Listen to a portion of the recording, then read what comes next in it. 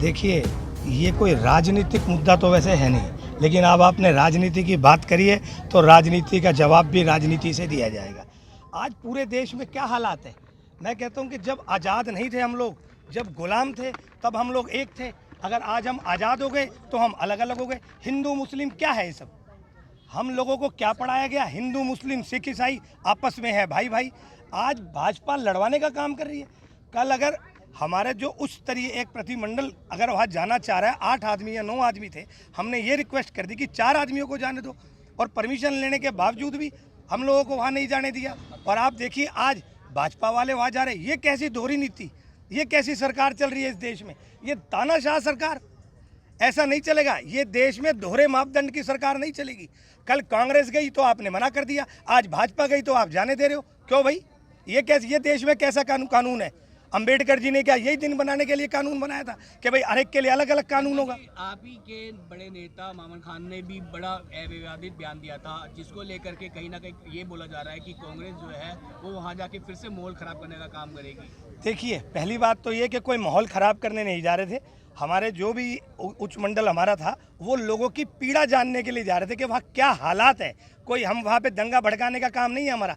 Congress party सदा से सर्वधर्म को लेकर चलने वाली पार्टी है, ना कि इस तरीके के काम करती है। और रही बात, आप मामन खान जी की बात कर रहे हैं, मामन खान जी का वो बयान कोई आज का नहीं है, वो पिछला बयान है। पिछले किसने क्या बयान दिए, और कमेटी आप गठित कीजिए। मैं कहता हूँ कि कोई भी दोषी हो, चाहे वो कितना भी बड़ा हो, उसको बख्शा नहीं जाना चाहिए। ये हमारे, आप देखिए, हमारे धर्म को, हिंदू धर्म हो चाहे मुस्लिम धर्म हो, इन सब धर्मों को खराब करने की एक भाजपा की साजिश है जो बेनकाब हो चुकी है। आज सबको पता है कि आज क्या हालात है और किसने ये हालात पैदा करे, तो ये लोगों को खुद समझने की ज़रूरत है।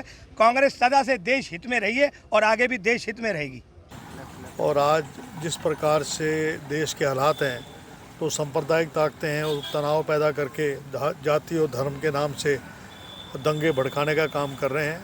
नू जिसका आपके सामने उदाहरण है, वहाँ पर जो है हर साल जो है शोभा यात्रा निकलती थी। ये जो यात्रा निकलती थी जिसमें हिंदू भाई उसमें हिस्सा लिया करते थे, लेकिन इस बार जो है, पिछली बार भी 2000 जो है पुलिस सैनिक लगा रखे थे, लेकिन इस बार जो है मात्र 550 पुलिस के लोग वहाँ खड़े किए गए।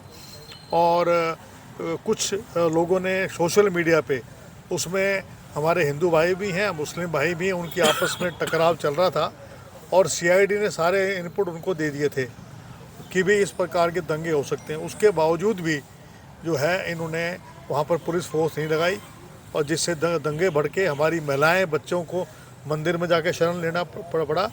और मुख्यमंत्री कहते हैं कि मैं हर सिटीजन की मैं रक्षा नहीं, हर जो है नागरिक की रक्षा नहीं कर सकता हूँ।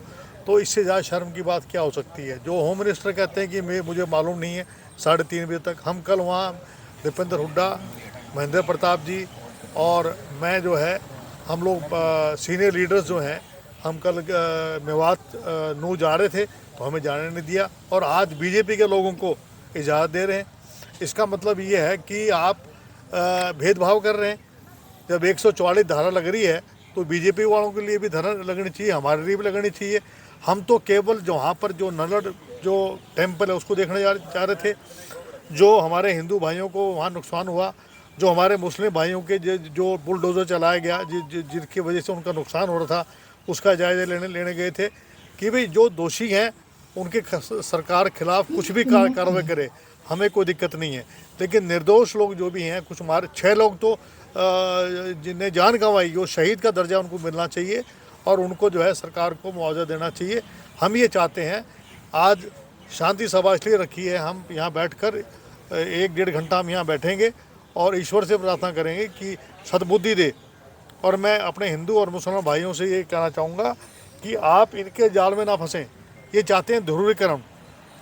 जैसे पिछली बार जो है बालाकोट के नाम से इन्होंने वोटें बटोर ली थी, इस बार धर्म और जाति के नाम से, क्योंकि अस्पताल ये नहीं बनाएंगे, सिविल हॉस्पिटल यहाँ का गिरा दिया, यहाँ पर मेडिकल कॉलेज नहीं बनेगा, यहाँ पर यूनिवर्सिटी नहीं बनेगी, आपके मेवात में रेल का सिटी नहीं बजेगी, एम्स नहीं बनेगा। इनके पास कोई काम नहीं है, केवल अब धर्म जाति बची है जिसके नाम पर ये वोट मांगना चाहते सर हैं। इस पूरी हिंसा के अंदर मामन खान का लगातार नाम सामने आ रहा है। देखिए ऐसा है वो कि मोनू मानेसर पर आरोप लगाते हैं और मोनू मानेसर कहते हैं कि मामन खान की वजह से पूरा दंगा फैला है। सर क्या कहना चाहेंगे आप? देखिए ऐसा है, ना तो मैं कोई इंटेलिजेंस डिपार्टमेंट से आता हूँ, जो भी व्यक्ति दोषी हो कितना ही बड़ा हो, मैं किसी का नाम लेना नहीं चाहता हूँ, क्योंकि मैं कोई ना तो पुलिस इंस्पेक्टर हूँ, ना मेरे को कोई इतना क्योंकि अब तक कोई इनपुट मिले हैं। जो भी दोषी है इस दंगों में, जिन्हों भी, चाहे वो किसी समुदाय से हो, चाहे वो कितना ही बड़ा व्यक्ति हो, उसके खिलाफ सरकार को कार्रवाई करनी चाहिए। तो जो अंग्रेज़ों का जो राज था कि फूट डालो और राज करो, भाई को भाई से लड़ा दो, जात के नाम पे लड़ा दो, धर्म के नाम पे लड़ा दो, वही काम आज भारतीय जनता पार्टी की नरेंद्र मोदी जी की सरकार कर रही है। आप देखिए जिस प्रकार से मणिपुर में हैवानियत हो रही है, शायद आपने किसी लोकतांत्रिक मुल्क के इतिहास में ऐसा कभी नहीं सुना होगा कि बहन बेटियों की नग्न करके परेड निकाली जा रही है और सरकार कोई कार्रवाई नहीं कर रही है, और सरकार एक राज्य जल रहा है, गृह युद्ध की आग में जल रहा है और प्रधानमंत्री जी उसके ऊपर दो शब्द नहीं बोलते। उसके ऊपर प्रधानमंत्री नरेंद्र मोदी जी की ढिठाई कहें या बेशर्मी कहें कि वो क्विट इंडिया की बात कर रहे हैं।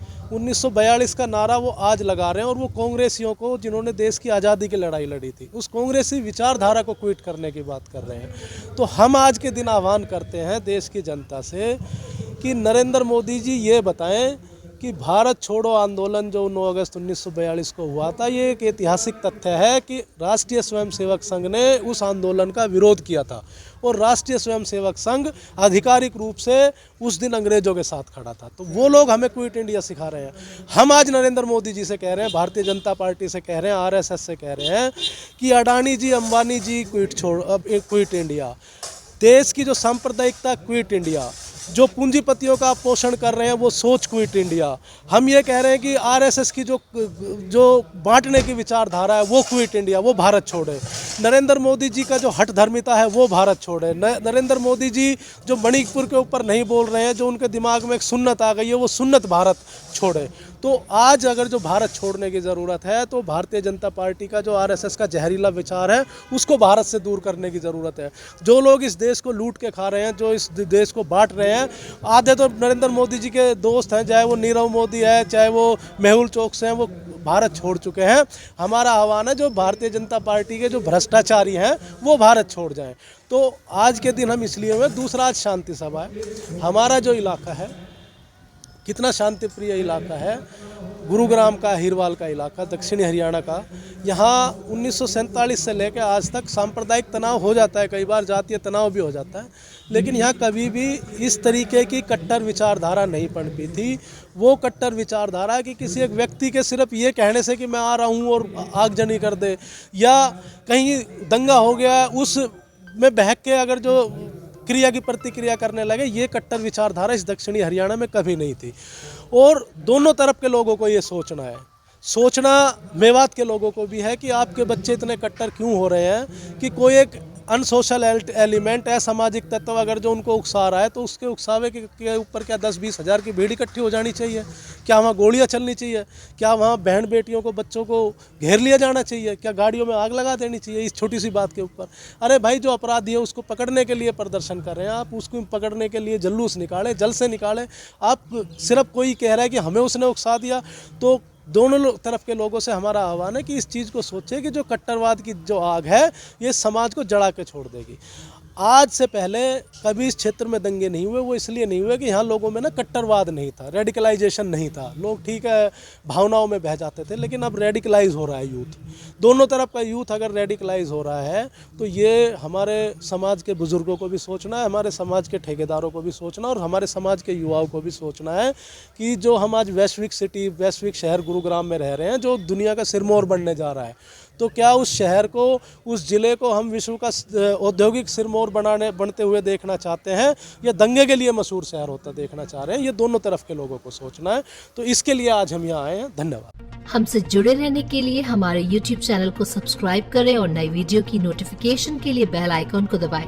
अगर आप ये वीडियो Facebook पर देख रहे हैं तो लाइक जरूर करें और ज्यादा से ज्यादा शेयर करें। धन्यवाद।